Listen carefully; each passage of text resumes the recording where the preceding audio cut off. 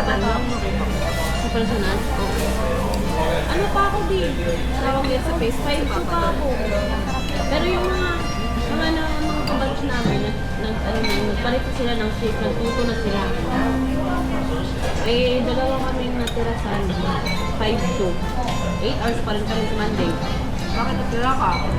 Wala. Isang na ba kayo? Pero, yun na nga yung ano namin.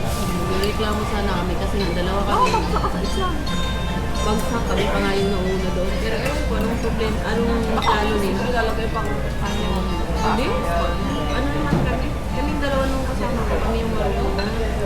Yung mga kabatch namin, ewan ko anong purpose nila. Sabi ko nga, inayos na namin yung trabaho namin para magtuto agad kami. Abay kayo naman, balik tayo yung dalawa pa kayong dalawa kayong matira sa nalagay kayo sa ulo. Alam mo kung bakit? Mas ilang process niya. Hindi.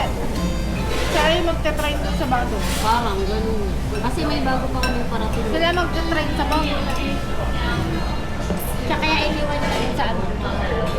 Sila yung mag-explain dun. Parang hindi same pa rin naman dito kasi wala pa naman wala pa naman kaming OT kasi diba, 2 months pa lang kami. Eh,